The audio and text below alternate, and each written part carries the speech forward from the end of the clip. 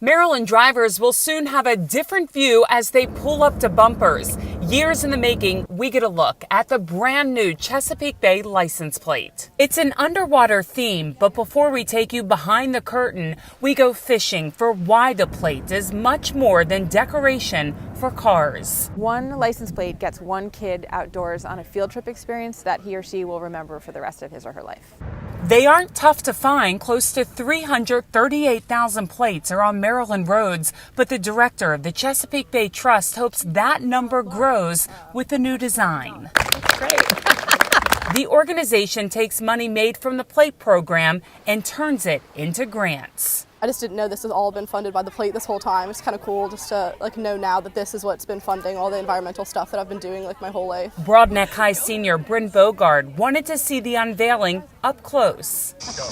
From Sandy Point State Park, the MVA administrator and the Department of Transportation secretary gave us the first look at the new Protect the Chesapeake plate.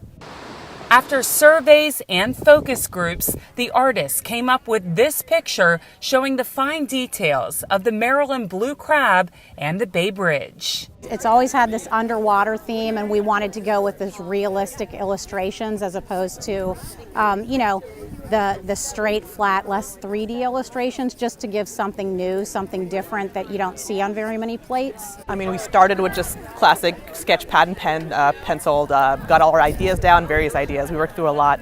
But yeah, we used the professional standard programs, Adobe Suite programs, to digitally render what we needed to get done. It replaces the design with the blue heron that's been on the roads for 14 years. The plate cost $20. That money has been used for oyster restoration programs, for efforts to filter the rain before it hits a storm drain, and tree plantings at Sandy Point. Trees are incredibly important in filtering water that ultimately ends up in the waters behind us. Groups that get the grants hope drivers ask for the new plate to help the next generation protect the Chesapeake. We will take them out and show them the roots of the plants and how the roots take up pollutants, and that's how the native plants that are on shorelines benefit the Chesapeake Bay. We do stormwater restoration where we try to basically keep all the bad stuff on the land and keep it out of the water. The plates are available to buy starting on October 29th. Students are tooting their horns so drivers see the power of the plate. We've gone out